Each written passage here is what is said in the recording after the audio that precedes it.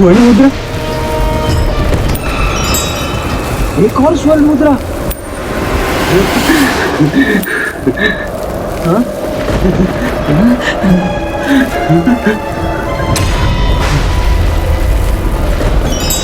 नहीं, मत उठाइए उन्हें। यहाँ किसी बुरी शक्ति का प्रभाव है।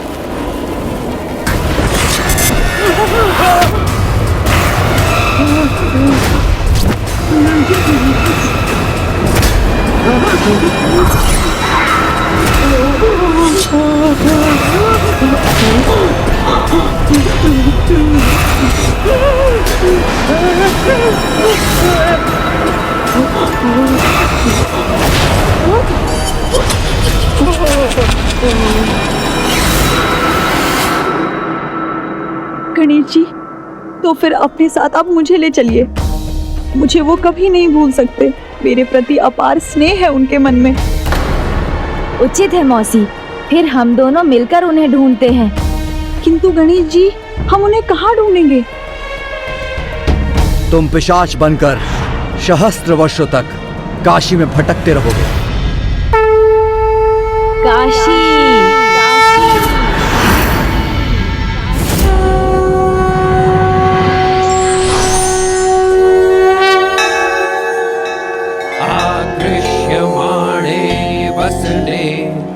हर हर महादेव।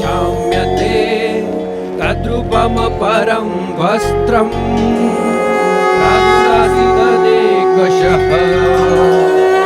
आकृष्यमाणे वसने द्रौपदास्तु विशाम्यते तद्रूपम परम वस्त्रम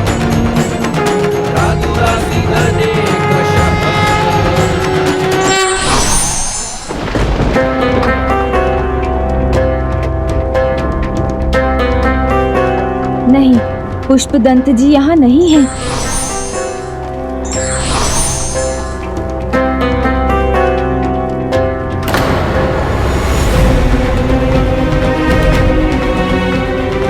इस विशाल नगर में हम उन्हें कैसे ढूंढेंगे प्रभु? उपाय सूझ गया मौसी। पुष्पदंत जी पिशाच रूप में नगर में नहीं, यहाँ के बाहर निर्जन स्थानों पर या जंगल में मिलेंगे।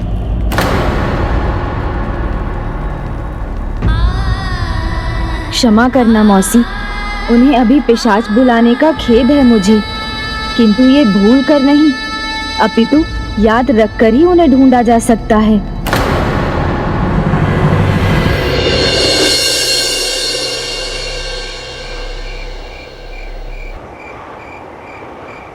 रुको, रुको, वहाँ मत जाना।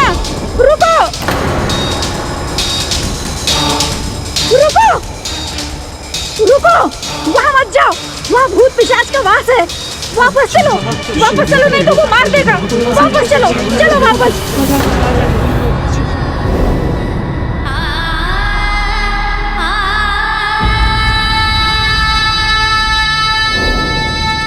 जो व्यक्ति सदैव दूसरों को हंसाने के लिए तत्पर रहता था, आज उसके भय के कारण लोग उसकी तरफ देखना तक नहीं चाहते। मौसी, पिशाच योनि से उन्हें शीघ्र मुक्त कराएंगे हम, किंतु उसके लिए सबसे पहले उन्हें ढूंढना होगा। आइए।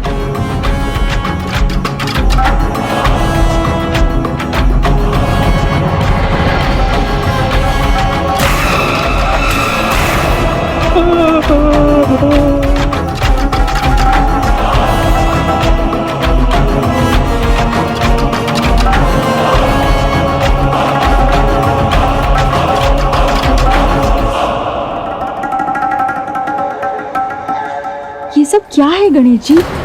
ये विचित्र दुर्गंध और इतनी सारी घटनाएं। पिशाच निकट होते हैं तो उनकी गंध आती है, क्योंकि वो ऐसे गंध वाले अंधकारी स्थानों में जाकर छिपते हैं। अब पुष्पदंत जी के दर्शन होने ही वाले हैं मौसी।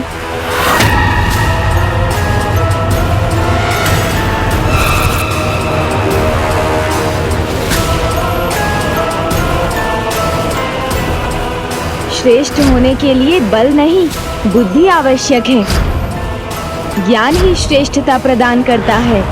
मैं तुम्हें श्राप देता हूँ, तुम पिशाच बनकर सहस्त्र वर्षों तक काशी में भटकते रहोगे।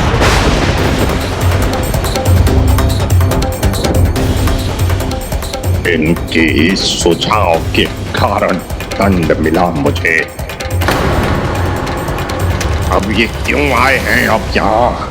अब हम बहुत निकट हैं। वो जैसे ही मिलेंगे हम उन्हें पिशाच योनि से मुक्त कराकर दोबारा पुष्पदंत जी बनने में सहायता करेंगे।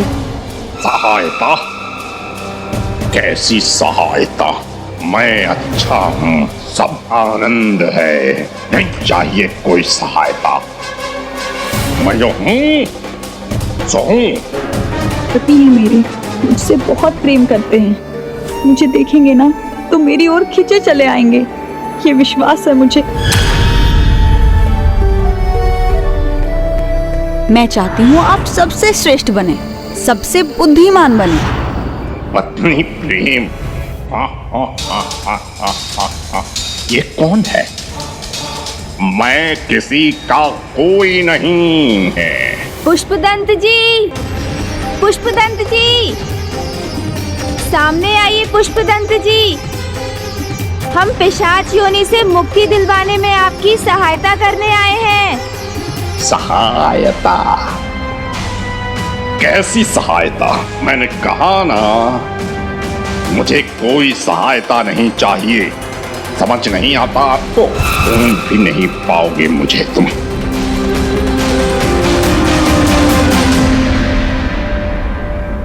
पुष्पदंत जी,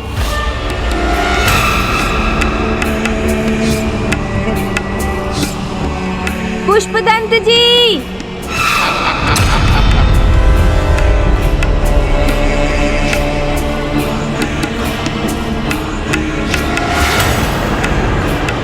वो वहां है मौसी, उस वृक्ष पर।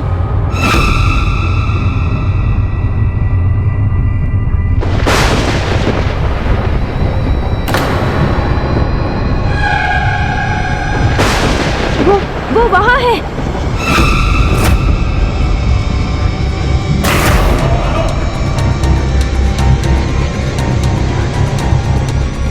अभी तो यहीं थे वो। तो फिर वो हमारे सामने क्यों नहीं आ रहा है? नहीं आऊंगा, सामने नहीं आऊंगा, कभी नहीं पहुंच सकोगे मुझ तक। लगता है वो नहीं चाहते कि हम उन्हें ढूंढ सकें, क्योंकि अब तो उनके निकट होने का आभास भी नहीं हो रहा है। किंतु उन्हें बिना ढूंढे हम उन्हें समझाएंगे कैसे? एक उपाय है। वाह, कोई उपाय काम नहीं आता पिशाच के सामने। इतना भी नहीं जानते गणेश जी? हाँ, विफल हो जाएंगे आपके सारे उपाय। हाँ, आप अपना उपाय लगाइए, मैं तो चला। क्या उपाय है गणेश जी?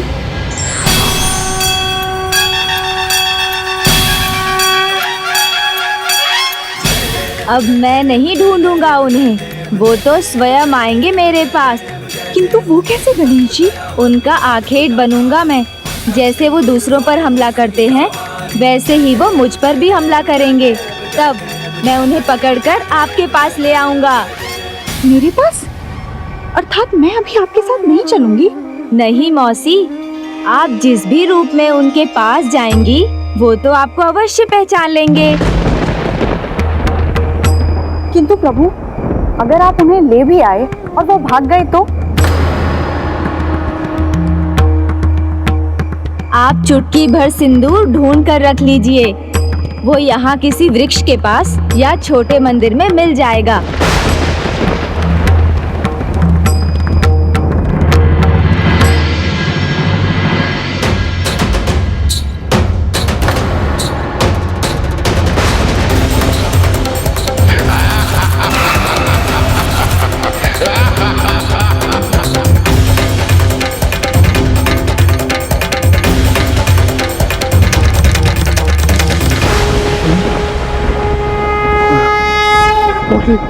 नहीं नहीं नहीं नहीं, अपनी अपनी पोटली मुझसे दूर रखो, दूर रखो। पोटली? कैसी पोटली? हंसने वाली पोटली। अवश्य पुष्पदंत जी ने इन्हें सताया है। ये लीजिए, आप जल लीजिए।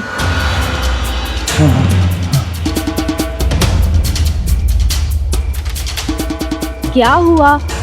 लगता है कि आपके सामने पिशाच आया था मेरे सामने। फिर क्या हुआ, बताइए ना। फिर मैं प्रभु का पुजारी हूँ, काशी प्रभु के दर्शन के लिए आया था। दर्शन तो हो गए, किंतु जब लौट रहा था तब मार्ग में मुझे सोने की मुद्रा दिखी। मैं उसे उठाने के लिए झुका तो वो एक मुद्रा ढेर सारी मुद्राओं में परिवर्तित हो गई। चमत्कार। धन का लालच बुरा होता है, ये तो पता है मुझे, किंतु पापी मन प्रभु भक्तों को भी भ्रमित कर देता है। बस लालच में उलझ गया। मुझे लगा प्रभु ने मुझ पर कृपा की है। वो स्वर्ण मुद्राएं बहुमूल्य आभूषणों में परिवर्तित हो गए और फिर वहां असंख्य आभूषण दिखाई देने लगे। क्या करूं? कैसे लेके जाऊं इतना? चमत्कार। किंतु वो चमत्कार कुछ नहीं था, क्योंकि मैंने कपड़े की पोटली बनाई तो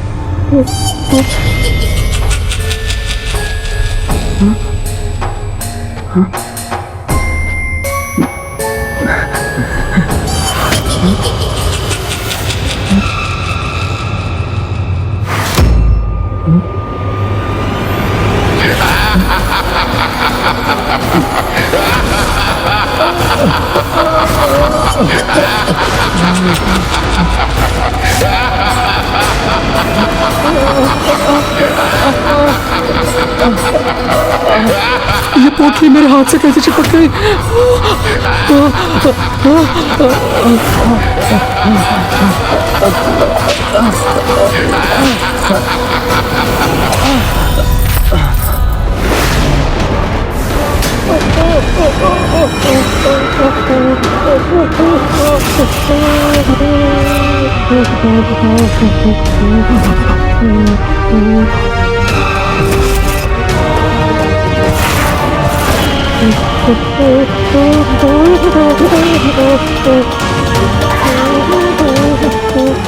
लगता है तुम्हें मेरी सहायता की आवश्यकता है। फिर क्या हुआ? फिर क्या महाराज, फिर मैं मूर्छित हो गया। अच्छा, तो आपकी ही चीख की आवाज सुनाई दी थी मुझे। किंतु वो स्वर्ण मुद्राएं आपको कहाँ दिखाई दी थी? यहाँ से कुछ दूरी पर उस वृक्ष के पास। लालच में मत पड़ना महाराज, भ्रम है वो, मुद्रा नहीं, पिशाच का माया जाल है वो। अब तो उस पिशाच के दर्शन करने ही होंगे मुझे। जाना है तो जाइए, किंतु कह देता हूँ मैं आपकी चीख सुनकर नहीं आऊंगा। बहुत भयानक है वो पिशाच। अब मैं निश्चिंत होकर किसी और को सताऊंगा। नागेन्द्रहाराय त्रिलोचनाय भस्मांगरागाय महेश्वराय नित्याय शुद्धाय दिगंबराय तस्मै नकाराय नमः शिवाय। बिल्कुल योग्य है ये सताने की। अभी इसका भजन बुलवा दूंगा मैं।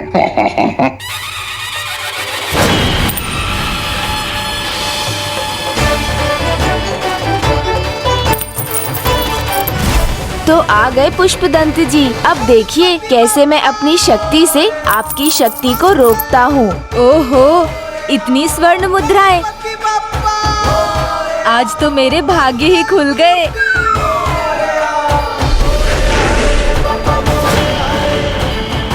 नहीं, भ्रम हुआ था मुझे। भाग्य नहीं खुले हैं मेरे। स्वर्ण मुद्राएं नहीं, मात्र कंकड़ पत्थर हैं ये। असंभव, ये कैसे हो गया?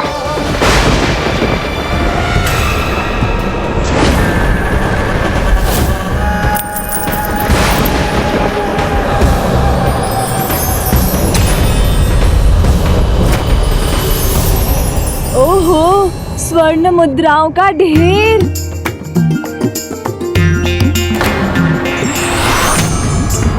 बार बार भ्रम ही हो रहा है मुझे। मात्र कंकड़ पत्थर का ढेर है ये स्वर्ण मुद्राएं स्वतः ही पत्थर में कैसे परिवर्तित हो गई? पिशाच की पिशाची क्रिया असफल नहीं होने दूंगा।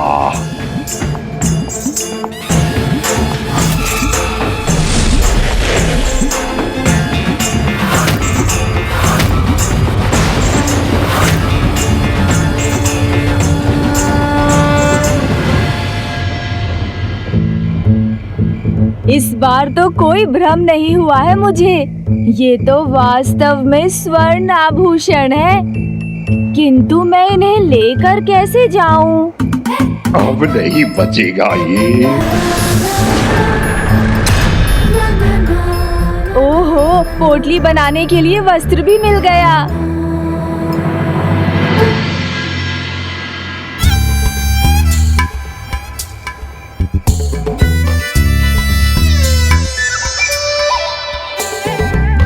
ये क्या हो रहा है मेरे साथ? लगता कुछ और है, होता कुछ और है। ये भी मात्र साधारण घास फूस ही है।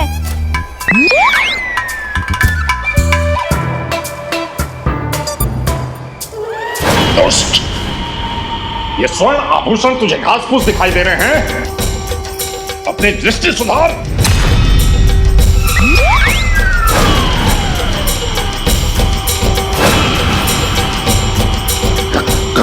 कौन हो तुम?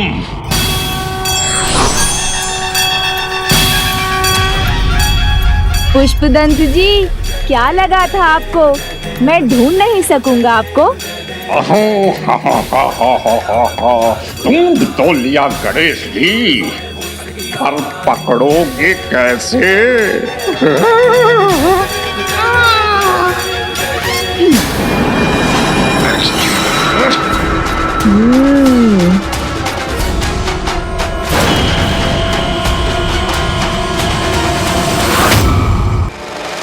क्या हो गया मुझे?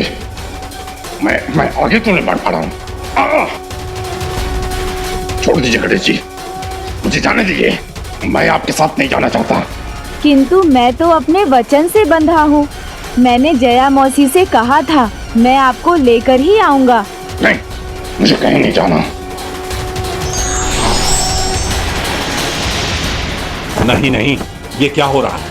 मैं इस वस्त्र में कैसे सिमट रहा हूँ? छोड़ दो मुझे।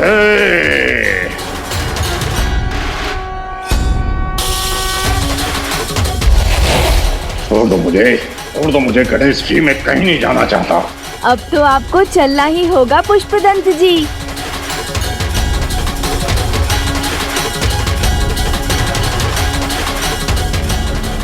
स्वामी, स्वामी कहाँ है पार्वती नंदन? आप उन्हें साथ नहीं लाए?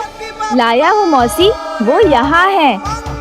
दीजिए मौसी, मुझे सिंदूर दीजिए। हाँ हूँ मैं। अरे मैं कहता हूँ मुझे छोड़ दो।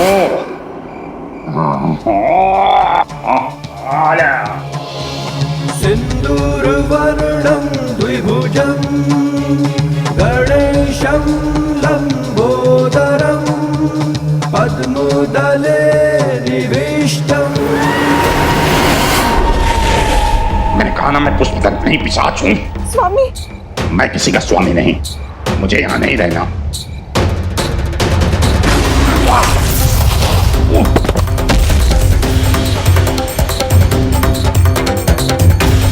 सिंदूर के इस अभिमंत्रित घेरे से बाहर निकलना असंभव है आपके लिए पुष्पदंत जी। हम आपको ले जाने के लिए आए हैं, तो आप दूर क्यों भागना चाहते हैं? क्योंकि मुझे कहीं नहीं लौटना। बहुत आनंद आ रहा है मुझे अपने इस रूप में। किंतु हमें भगवान शिव का आदेश है। उन्होंने हमें आपको भक्त की मर्यादा सिखाने भेजा है।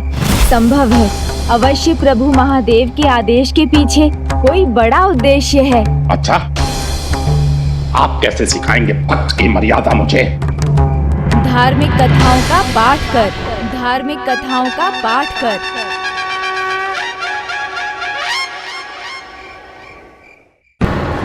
आप कैसे सिखाएंगे भक्त की मर्यादा मुझे? आप कैसे सिखाएंगे भक्त की मर्यादा मुझे? धार्मिक कथाओं का पाठ कर। लो सुन लो, कथा सुनकर मुक्ति मिलेगी। और कैसा प्रयास है ये। परिहास नहीं, विश्वास है स्वामी। आशा और विश्वास से तो पर्वत भी डिगाए जा सकते हैं। कितनी बार कहना होगा तुझे, मैं किसी का स्वामी वामी नहीं हूं, मैं पिशाच हूं। पिशाच। जो पिशाच आप बन गए हैं उसे पूरी तरह पुष्पदंत पर हावी मत होने दीजिए। समय रहते लौट आइए, हमें अपनी सहायता करने दीजिए। कोई सहायता नहीं चाहिए मुझे। आपकी कथाओं को सुनने का कोई लाभ नहीं।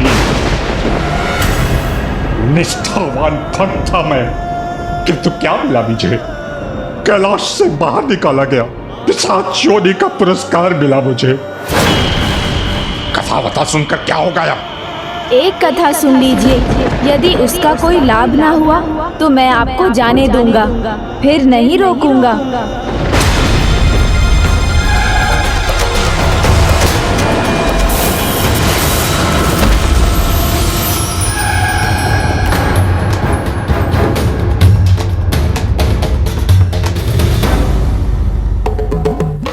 उचित है, फिर सुनाइए। और कोई चारा भी नहीं है। कहिए, किसकी कथा सुनाएंगे आप? ये तो मैंने सोचा ही नहीं था। चिंता मत कीजिए मौसी, प्रभु महादेव ने मुझे यहाँ भेजा है, तो वो उचित कथा चुनने में भी मेरा मार्गदर्शन करेंगे। वैसे भी कथाओं का क्या लाभ? कुछ नहीं। आज तक कभी किसी कथा कहानी से मुक्ति मिली है किसी को? भलाई हुई है किसी की?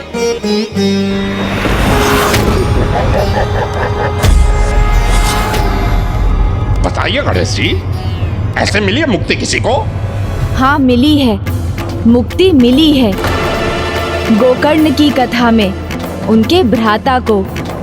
तो सुनिए, मैं आपको भक्त गोकर्ण की कथा सुनाऊंगा। एक ऐसे भ्राता जिन्होंने अपनी भक्ति के प्रताप से अपने भ्राता को मोक्ष दिलाया, उन्हें वैकुंठ तक पहुंचाया। तो यही चाहते थे पिताश्री प्रभु महादेव। पिताश्री प्रभु महादेव की लीला की था कोई नहीं पा सकता। उनकी प्रत्येक लीला के पीछे एक बड़ा कारण होता है। गणेश जी, कैसे लीला? भक्त के महत्व को दर्शाने के लिए उन्होंने ऋषि मार्कंडेय के अद्भुत स्वागत की लीला की।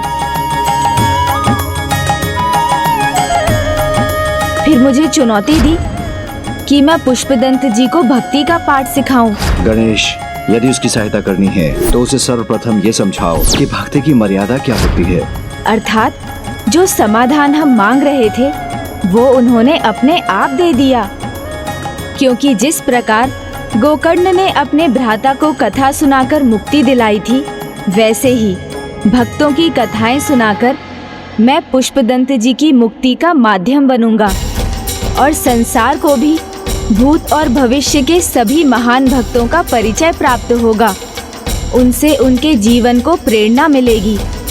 आप ये समझेंगे कि भक्त की भक्ति की दृढ़ता प्रभु को उसका भाग्य बदलने पर भी विवश कर देती है। गोकर्ण और अन्य भक्तों की कथाओं से आप ये भी सीखेंगे कि परिस्थिति कोई भी हो, प्रभु की भक्ति से कभी नहीं डिगना चाहिए। हाँ, ये पल्लू मिटा दे सिंदूर की रेखा को, तो भागने का अवसर मिल जाएगा मुझे। पुष्पदंत जी, आप मेरी बात सुन तो रहे हैं ना? हाँ हाँ, सुन रहा हूँ, बहुत ध्यान से सुन रहा हूँ गणेश जी। मुक्ति जो पानी है, सुनिए। हाँ हाँ हाँ हाँ, कहने दो इन्हें कथा। ये रेखा मिटेगी तो मैं अपनी ही कथा गढ़ूंगा। तुंगभद्रा नदी के तट पर एक अनुपम नगर बसा हुआ था। उस नगर में वेद के ज्ञान के स्रोत और वेद अनुरूप सभी कार्यों में निपुण एक धनी ब्राह्मण रहते थे। नाम था आत्मदेव। ओम सूर्याय नमः। वो स्वयं सूर्य के समान तेजस्वी थे, महाज्ञानी थे और धर्मनिष्ठ थे। धनी होने के बाद भी बहुत सरल साधारण जीवन जीते थे। आत्मदेव की पत्नी धुंधली कुलीन भी थी और सुंदर भी, किंतु घर परिवार के दायित्वों की चिंता ही नहीं थी उन्हें। सुख ऐश्वर्य में ही रुचि थी और भोजन, उसके प्रति तो उन्हें बहुत आसक्ति थी। जहाँ एक ओर धुंधली घर का कोई भी कार्य नहीं करना चाहती थी, वहीं दूसरी ओर उसके विपरीत आत्मदेव को प्रत्येक कार्य में आनंद आता था।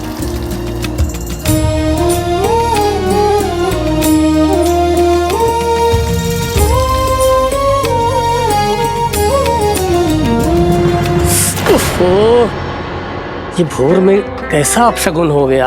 ये किसका मुख देख लिया मैंने। आज का दिन फिर अशुभ हो गया। कितनी बार समझाया है तुम्हें कि सुबह सुबह अपना मुखड़ा मत दिखाया करो। मैं तो पौधों को खाद दे रहा था। कोई लाभ नहीं है खाद देने का। ना तो तुम्हारे पौधों में फूल आते हैं, ना तुम्हारी गौ को बछड़ा होता है, और ना ही तुम्हें कोई संतान होती है। तुम्हारे तो मुख पर ही दुर्भाग्य लिखा हुआ है आत्मदेव। फिर वही राग कौन आलाप रहा है? तुम धनी होकर भी निर्धन हो आत्मदेव। ऐसे जीवन का कोई लाभ नहीं है। मैं तुम्हारे स्थान पर होता ना तो किसी नदी में जाकर डूब जाता, या किसी पर्वत से कूदकर अपने प्राण त्याग देता। किंतु भोर में अपना अशुभ अपशकुनी मुख किसी को ना दिखाता। मुख तो हमें तुम्हारा नहीं देखना चाहिए, जो ईर्ष्या की अग्नि में झुलसकर काला हो गया है। यदि तुमसे हमारा सुख नहीं देखा जाता ना, तो अपने घर से निकलना ही बंद कर दो, अन्यथा अपनी दृष्टि ही खो दोगे।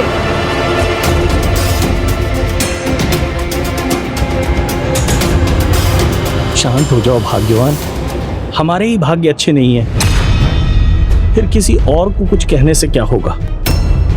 अपने आप को दोष देकर मुझे और क्रोध मत दिलाइए, मुझे और भी काम है। पड़ोसी के शब्दों का प्रभाव धुंधली पर तो नहीं हुआ, किंतु उन कटु शब्दों के बाण आत्मदेव के हृदय को बींध गए।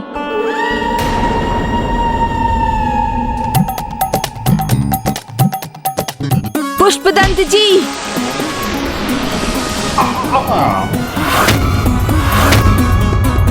सुन तो रहा हूं गणेश जी, आप मार क्यों रहे हैं? तो ध्यान से सुनिए।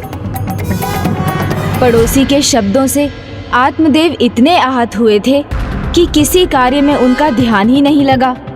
बस वही शब्द उनके कानों में गूंजते रहे, उन्हें कष्ट देते रहे।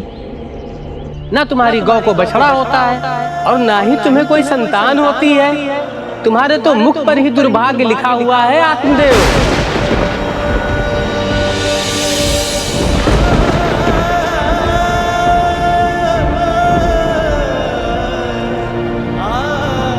कितनी बार समझाया है तुम्हें कि सुबह सुबह अपना मुखड़ा मत दिखाया करो। तुम धनी होकर भी निर्धन हो आत्मदेव। मैं तुम्हारे स्थान पर होता ना तो किसी नदी में जाकर डूब जाता। बस हो गया भोजन।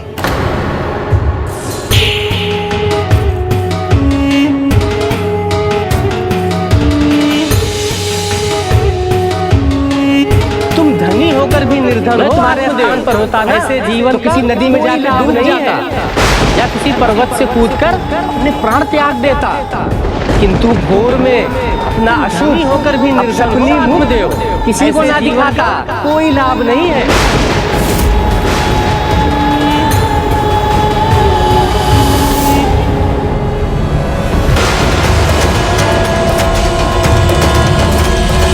रुकिए ब्राह्मण देवता, रुकिए ब्राह्मण देवता, रुकिए ब्राह्मण देवता। ये आप क्या करने जा रहे हैं? आप जैसे सुविचारी के मन में ऐसा कुविचार आना भी अधर्म है, पाप है। दुख चाहे कुछ भी हो, किंतु आपके तन, मन और आत्मा इतने पवित्र है कि वो इस परिणाम के योग्य नहीं है। फिर मैं किस योग्य हूँ ऋषिवर? इस प्रश्न का उत्तर दीजिए। सदा सबका भला किया, किसी का बुरा नहीं किया, नियमित रूप से प्रभु की पूजा की, फिर भी क्या मैं एक छोटे सुख के योग्य नहीं हूँ? संतान का सुख ही सब कुछ होता है, ये आपसे किसने कहा? आप अवश्य कोई बहुत बड़े धर्मात्मा हैं जो मेरे बिना कहे ही मेरे मन की व्यथा जान गए। तो आप ये भी जानते होंगे कि मुझे संतान का सुख मिलेगा या नहीं। अवश्य, भविष्य के संकेत पढ़ने दीजिए मुझे।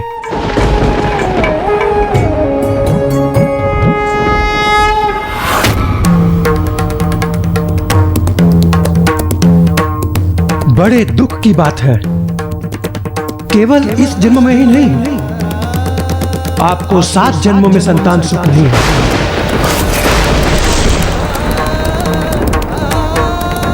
ब्राह्मण देव, मानव जीवन से बड़ा सुख और कोई नहीं है। यह तो ईश्वर की असीम कृपा का फल है। इस जीवन का अपमान स्वयं ईश्वर का अपमान है। इसलिए प्रभु भक्ति कर अपने मानव जीवन को सार्थक कीजिए। आप उदास अशांत चित्त से अपना मन प्रभु भक्ति में कैसे लगाऊं? संतान के अभाव में मैं शांति नहीं पा सकूंगा ऋषिवर, नहीं पा सकूंगा। शांति? शांति संतान नहीं, भक्ति और श्रद्धा देती है। लेकिन ऋषिवर, संतान बिना जीवन में प्रसन्नता कहाँ? प्रसन्नता संतान नहीं, संतुष्टि से आती है।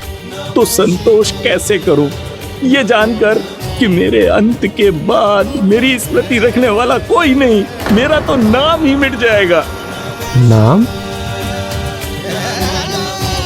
नाम संतान से नहीं, कर्मों से जीवित रहता है। किंतु वंश आगे बढ़ाने के लिए संतान तो चाहिए ना? हाँ, किंतु संतान अधर्मी हो तो धार्मिक व्यक्ति का वंश समाप्त हो जाता है। किंतु संतान भक्त प्रहलाद के समान धार्मिक हो तो अधर्मी का भी वंश सुधर जाता है। इसलिए वंश भी संतान से नहीं, अच्छे विचारों से ही आगे बढ़ता है। किंतु ऋषिवर, मान्यता तो यही है ना कि संतान बिना श्राद्ध नहीं, पिंडदान नहीं, मुक्ति नहीं। नहीं वत्स, ये सत्य नहीं है। मोक्ष का मार्ग तो संतान के बिना भी खुल सकता है, क्योंकि आपको भी ज्ञात होगा कि भक्ति से ही मुक्ति मिलती है। आपकी नियति, आपका भाग्य प्रभु भक्ति है, उसी में आप खो जाइए। शेष प्रभु की इच्छा, वही कृपा करेंगे, मुक्ति देंगे। मेरी पीड़ा से तो मुझे तभी मुक्ति मिलेगी जब संतान की प्राप्ति होगी, और यदि ये मेरे भाग्य में नहीं तो मुझे प्राण त्याग देने चाहिए।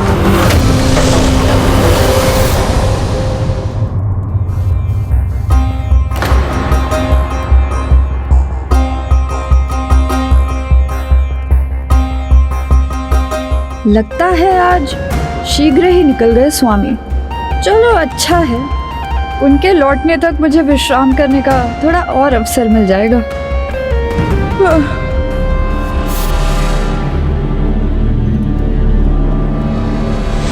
रुकिए ब्राह्मण देवता,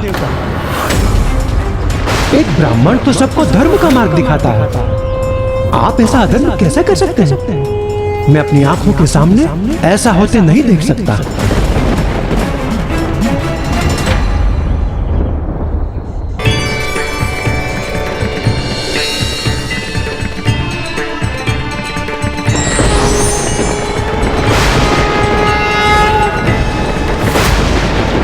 आपकी हट ने मुझे विवश कर दिया कि मैं विधि के विपरीत जाकर ये फल आपको दे रहा हूं। आप इसे अपनी पत्नी को खिला दें, संतान प्राप्ति अवश्य होगी।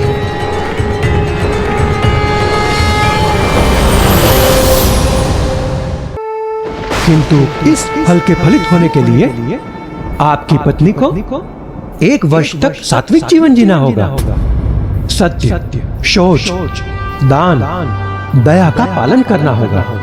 एक समय पर एक ही अन्न खाने का नियम रखना होगा। धरती पर सोना होगा। ऐसा करने पर ही बालक का स्वभाव शुद्ध होगा, सात्विक होगा और वो माता पिता को सुख प्रदान करेगा।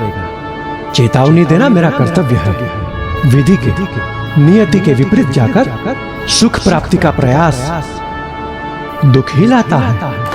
विधि के विधान के विपरीत जाना आप और आपकी पत्नी के सुख को मिटा भी सकता है। अब ये चुनाव आपको करना है कि आप ये आम फल आपकी पत्नी को खिलाना चाहते हैं या नहीं?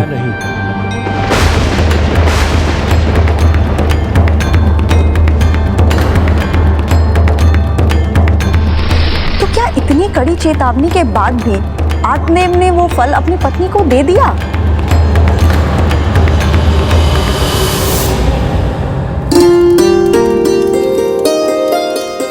विधि के विधान के विपरीत जाना आप और आपकी पत्नी के सुख को मिटा भी सकता है।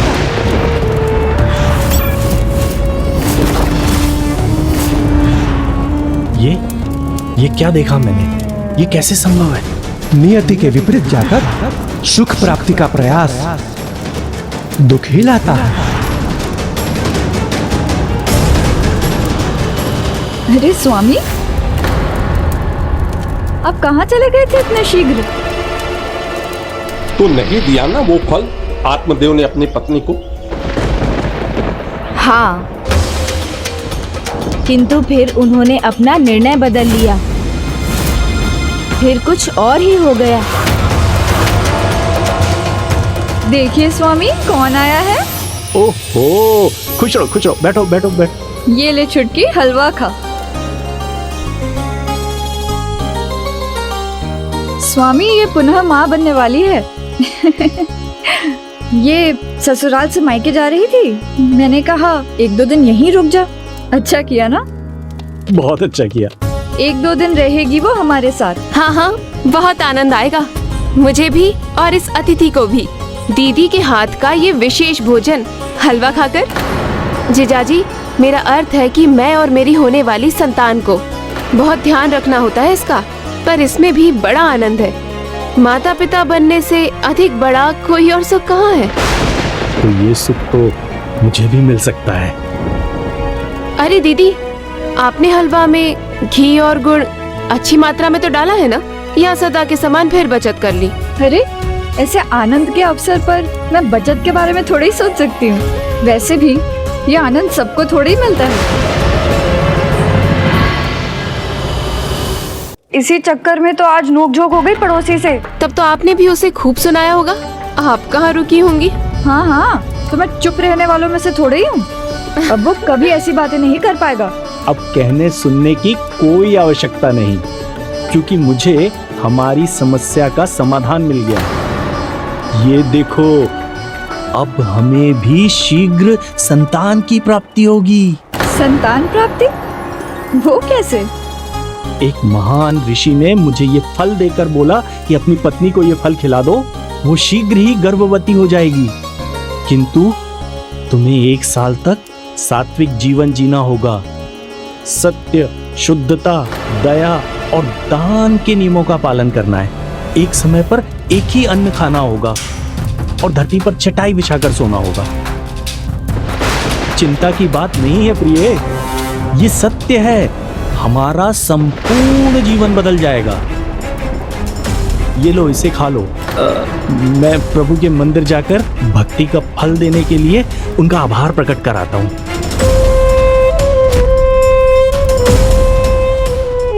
तो क्या धुंधली सात्विक जीवन जीने के लिए तैयार हो गई? अब आनंद आएगा। बस एक पवन का झोंका और फिर खुल जाएगा मेरा मार्ग। इस बार ऐसा छिपूंगा कोई नहीं ढूंढ सकेगा मुझे। बस तब तक गणेश जी का ध्यान बटा रहे। हाँ, बताइए ना प्रभु, फिर क्या हुआ? आत्मदेव संतान प्राप्ति के विचार से बहुत प्रसन्न थे, किंतु धुंधली, उनका मन तो अनेक चिंताओं से भरा था। उन्हें तो जैसे सांप सूंघ गया था। क्या हुआ दीदी? सात्विक जीवन का अर्थ समझती हो तुम? ना चटपटा भोजन होगा, ना कोमल शैया। मैं जीऊंगी कैसे? नया जीवन संसार में लाना है, संतान सुख पाना है, तो अपने ऊपर तो इतना संयम रखना पड़ेगा ना दीदी। इतना त्याग तो करना पड़ेगा। एक नहीं, अनेक त्याग। हाँ दीदी, करना पड़ता है। ऐसे कष्टों को मुस्कुराकर सहना पड़ता है। कष्ट? पीड़ा, अपार पीड़ा सहनी होती है। पीड़ा? सारे सुख भूलने पड़ते हैं, लेकिन ये सब कुछ इतना सरल नहीं है दीदी। तुमने तो कहा था कि माता पिता बनना बहुत आनंददायक होता है।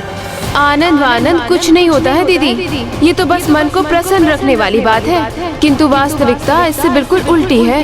किसी को जन्म देना कष्टों की खान है। संतान की प्राप्ति के लिए मैं इतने कष्ट सहूंगी कैसे? इस झंझट से बचने का कोई उपाय ढूंढना होगा। तुमने तो कहा था कि माता पिता बनना बहुत आनंददायक होता है।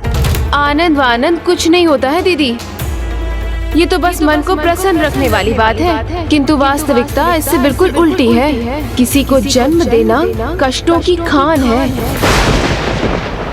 देखो ना दीदी, गर्भवती होते ही स्त्री का चलना फिरना कठिन हो जाता है, उल्टियाँ होती हैं, जी मिचलाता है, शरीर बिगड़ जाता है, और प्रसव काल के समय की पीड़ा, ओहो हो, असहनीय, सर्वथा असहनीय। और भय वो अलग, कहीं शुकदेव के समान शिशु गर्भ में ही वर्षों तक ना रह जाए। और दीदी, प्रसव काल के समय जच्चा और बच्चा दोनों के ऊपर मृत्यु मंडराती है।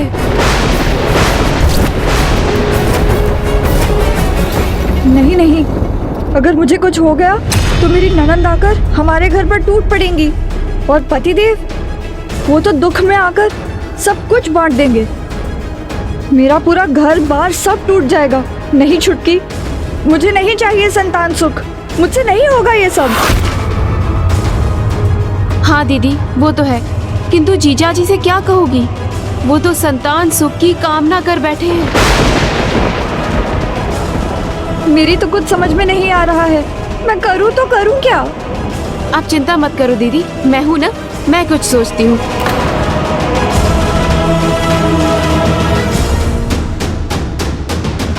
कहीं शुकदेव के समान शिशु गर्भ में ही वर्षों तक ना रह जाए।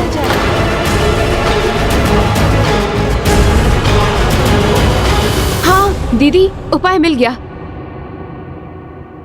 देखो दीदी, तुम्हारे पास धन वैभव है, मेरे पास संतान सुख।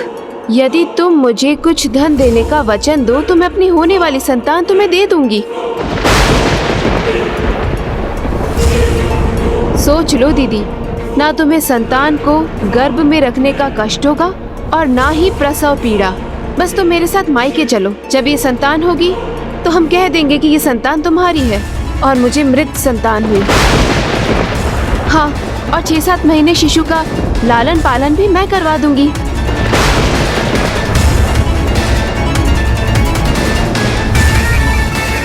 योजना तो अच्छी है, किंतु हमारे पतियों को इसकी भनक नहीं लगनी चाहिए।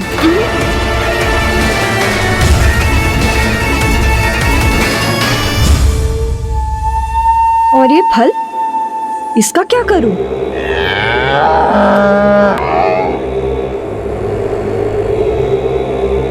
दीदी, ये आम अपनी गौ माता को खिला दो। हाँ हाँ, गौ माता को खिला देती हूँ। योजना हो तो ऐसी हो। तो क्या उन दोनों ने उस योजना पर अमल भी किया और वो फल गौ को खिला दिया धुंधली ने? निर्णय लेने के बाद धुंधली ने अधिक सोच विचार नहीं किया।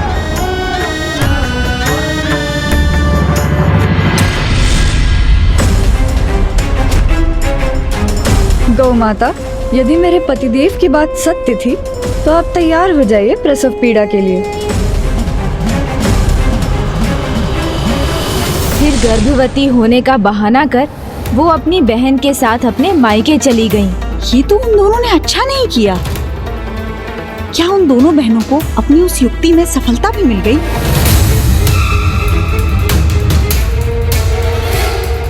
वो प्रतीक्षा के दिन और रात आत्मदेव के लिए बहुत लंबे भी थे और आनंददायक भी। पिता बनने के ही स्वप्न देखते और अपनी होने वाली संतान के लिए पालना और अन्य खिलौने बनाने में ही सारा समय लगाते।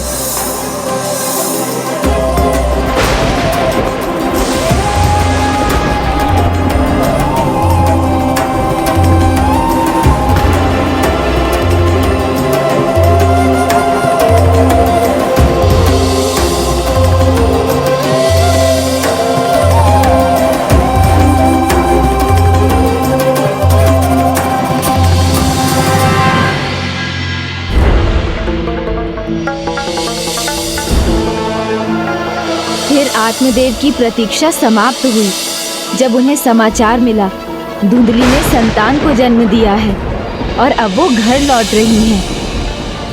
महाराज, आपकी पत्नी और पुत्र आ रहे हैं। इस समाचार से आत्मदेव तो फूले नहीं समा रहे थे, आनंद के सागर में डूब गए थे।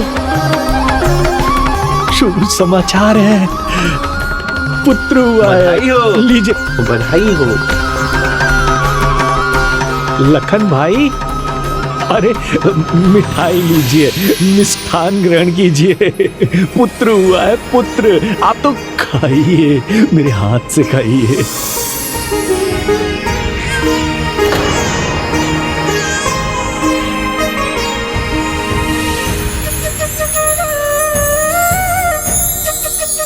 स्वामी, लीजिए, मिलिए अपने पुत्र से। मेरा पुत्र, मेरा पुत्र। किंतु स्वामी, इस शुभ समाचार के साथ एक दुखद समाचार भी है। वो क्या? वो जीवित नहीं था, छुटकी का शिशु।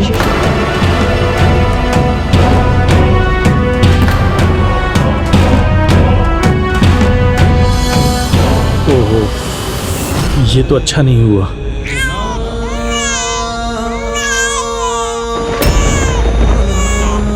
ये हमारा पुत्र रो क्यों रहा है? नहीं, मुझे दीजिए। इतना रोना तो उचित नहीं है, कैसे इसको शांत कराएं? भूख लगी होगी। स्वामी, एक बुरा समाचार और भी है। क्या? और बुरा क्या हुआ है? मैं माँ तो बन गई, किंतु मैं अपने बच्चे को दुग्धपान नहीं करा सकती। पर भले ही इसका बच्चा ना रहा हो, ये हमारे बच्चे को दुग्धपान करा सकती है और कुछ समय तक इसके लालन पालन में मेरी सहायता भी कर देगी। अब जब वो हमारी इतनी सहायता कर रही है तो हम भी उसकी थोड़ी सहायता कर देते हैं। इसके पति का व्यापार। समझ गया। छुटकी जो मांगेगी मैं उसको दूंगा, धन की कोई कमी नहीं है यहाँ।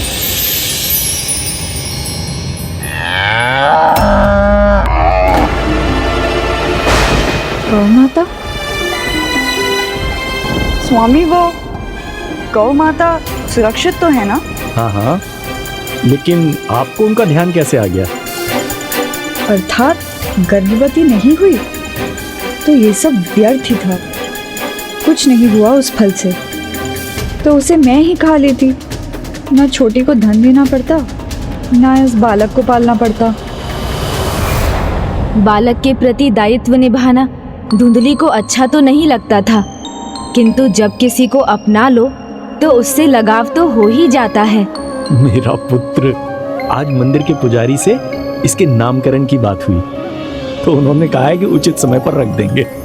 मेरा नाम आत्मदेव है तो इसका नाम होगा ब्रह्मदेव। नहीं, आप इसका नाम नहीं रखेंगे। नहीं दीदी, इसका पालन पोषण मैं कर रही हूँ तो मैं ही रख दूंगी इसका नाम। अरे, मेरा पुत्र है, इस पर मेरा अधिकार है। मैं रखूंगी इसका नाम। मेरे लाडले पुत्र का नाम मेरे नाम पर होगा।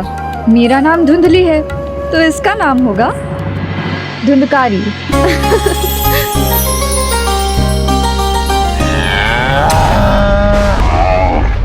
ये गौ माता को क्या हुआ?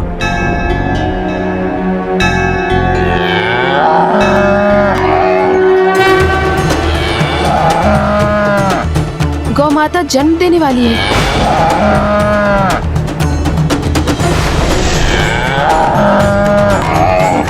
मैं गर्म जल की व्यवस्था करती हूँ।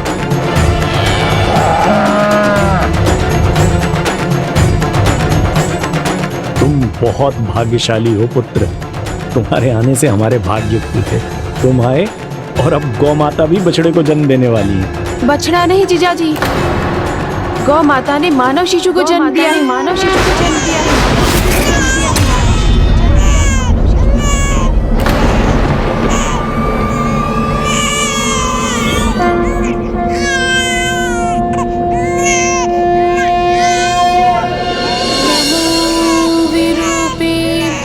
अद्भुत, आश्चर्य, मनुष्य का शरीर और गौमाता के कान।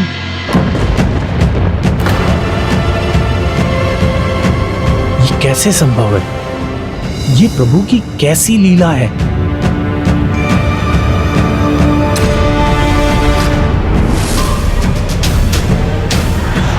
कहीं स्वामी पर हमारा रहस्य खुल ना जाए। रहस्यमयी चमत्कारी है प्रभु की लीला। ये तो प्रभु की विशेष कृपा है धुंधली हम पर। प्रभु ने हमें एक और आशीर्वाद दिया है। अब हमारे एक नहीं, दो पुत्र हैं धुंधली। ऋषिवर ने जो फल दिया है उसके वरदान के समान सुफल मिला है। धुंधकारी के साथ इसे भी पालेंगे हम।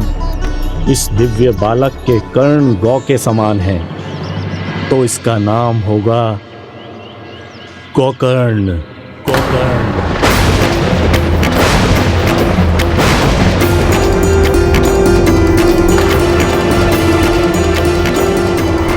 उसी दिन से आत्मदेव ने गोकर्ण को अपने पुत्र रूप में स्वीकार कर लिया। फिर धुंधली, क्या उन्होंने भी गोकर्ण को पुत्र रूप में स्वीकार किया? और क्या छुटकी अपने पुत्र को उनके पास छोड़ सकी? नहीं। तो फिर धुंधली के कहने पर छुटकी धुंधकारी के लालन पालन के लिए वहीं रुक गई और ऐसे ही कुछ वर्ष बीत गए। फिर गणेश जी? फिर धीरे धीरे धुंधली के मन में भी धुंधकारी के लिए ममता जागने लगी और जैसे जैसे वो दोनों शिशु बढ़ने लगे, ये ममता भी बढ़ने लगी और फिर कुछ और घटित होने वाला था।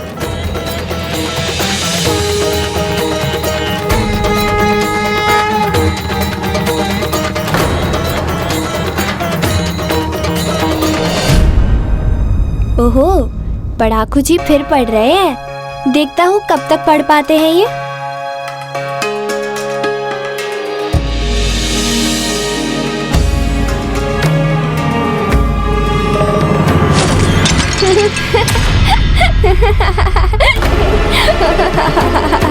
देखा?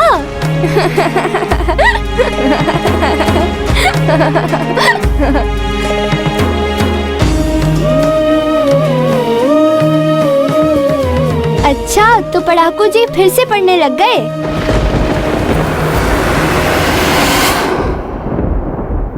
पुत्र देखो, मैंने तुम्हारे लिए कितना स्वादिष्ट हलवा। लो पुत्र, खीर खाओ, मैंने बनाई है।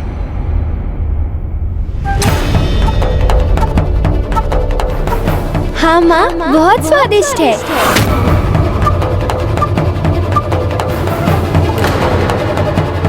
पुत्र, कितनी बार कहा है तुमसे मैंने, ये तुम्हारी मौसी है। माँ मैं हूँ। चलो हटो छुटकी।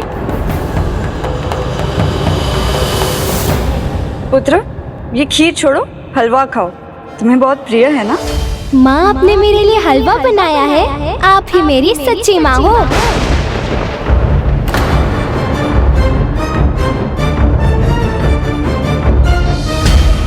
पुत्र, हलवा खाने के बाद खीर खाओगे ना? नहीं, मेरा पुत्र कोई खीर वीर नहीं खाएगा। अगर तुम्हें देनी ही है तो जाओ उस गोकर्ण वाले बालक को दो।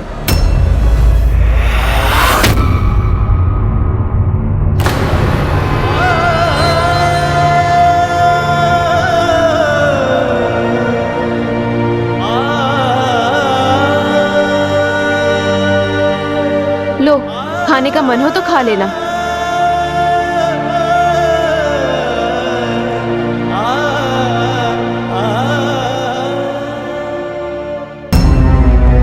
छुटकी मेरे पुत्र के मन में कुछ भर दे और वो उसको अपनी माँ मानने लगे, मैं सह नहीं सकूंगी।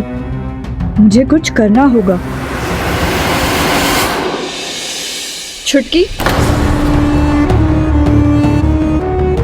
मुझे जो चाहिए था वो मुझे मिल गया और तुम्हें भी मेरे पति से धन मिल गया है। अब तुम्हें जाना चाहिए।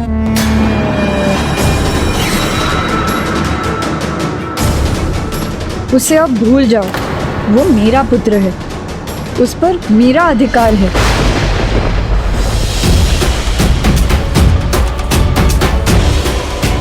छुटकी चली गई और जीवन उसी प्रकार चलता रहा। धुंधकारी को धुंधली का स्नेह मिलता रहा और गोकर्ण को तिरस्कार।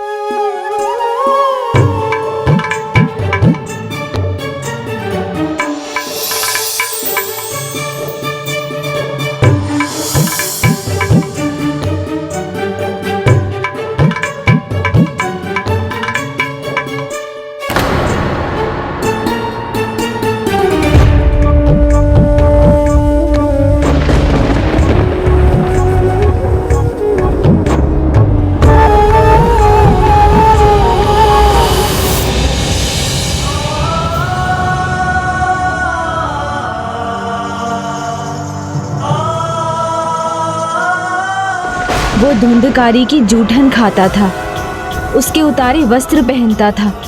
ये पक्षपात आत्मदेव से छिपा ना था, किंतु धुंधली को वो कुछ भी समझाने में असमर्थ थे।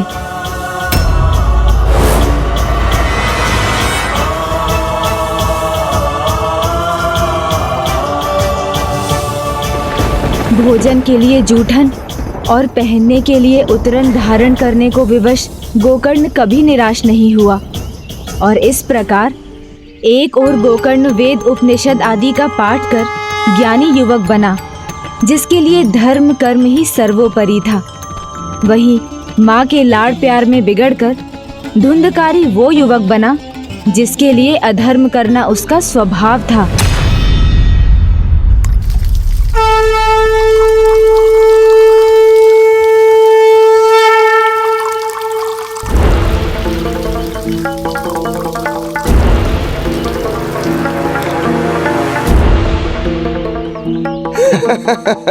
करो करो मित्रों, मदिरा पान करो, आनंद लो जीवन का।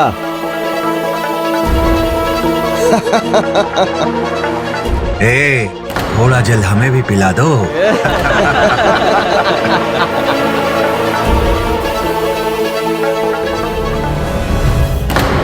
लो देखो, हम यहाँ आते हैं सुंदरियों के दर्शन करने, और ये मेरा मूर्ख भ्राता गोकर्ण, ये आता है वृद्धाओं की सहायता करने के लिए। अब इस जल से मैं प्रभु का जल अभिषेक करूंगा। ओम नमः शिवाय, ओम नमः शिवाय। भ्राता गोकर्ण, मदिरा थोड़ी कड़वी है, थोड़ा जल इसमें भी तो डाल दो। भ्राता, ये जल शिव अभिषेक के लिए, तुम्हारी मदिरा के लिए नहीं।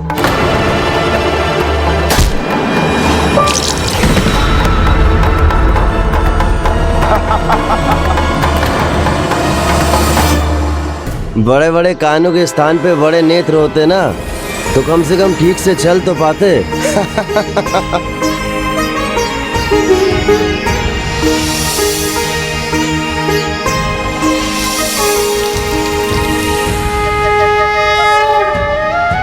बहुत प्यास लगी है, थोड़ा जल मिलेगा?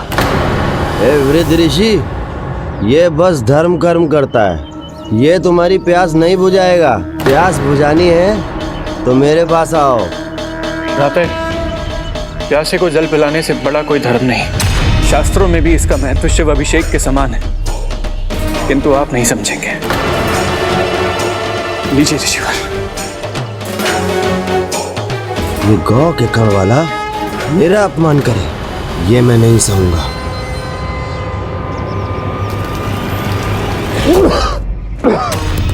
दुष्ट, तुम एक ऋषि को मदिरा पिलाने का पाप कर रहे थे। तो अब आप क्या मुझे श्राप दोगे? ऋषिवर क्षमा कर दीजिए, मेरे भ्राता को क्षमा कर दीजिए, ना समझे हो। कहा तुम्हारे पिता आत्मदेव, और कहा तुम, मैं क्या तुम्हें श्राप दूं? वैसे भी तुम शापित जीवन जी रहे हो। ऋषिवर, अपने पुत्र धुंधकारी की ऐसी दुर्दशा देख आत्मदेव उसके भविष्य को लेकर अत्यंत चिंतित थे। जहाँ गोकर्ण सद्गुणों का भंडार था, वहीं धुंधकारी अवगुणों का अंबार।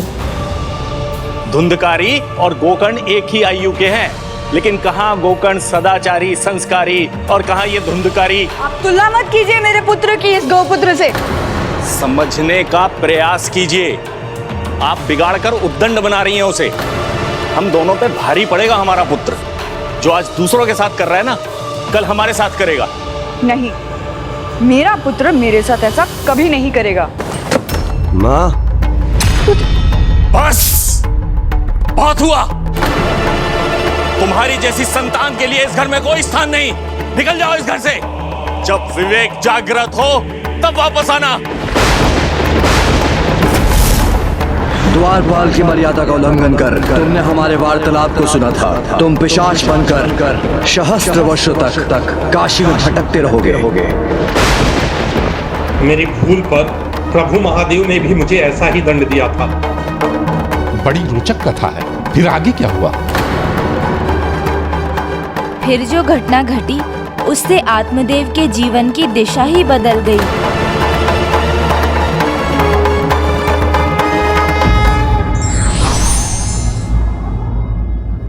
अहंकार में डूबे व्यक्ति को ना अपनी गलतियां दिखाई देती हैं, ना दूसरों की अच्छाई।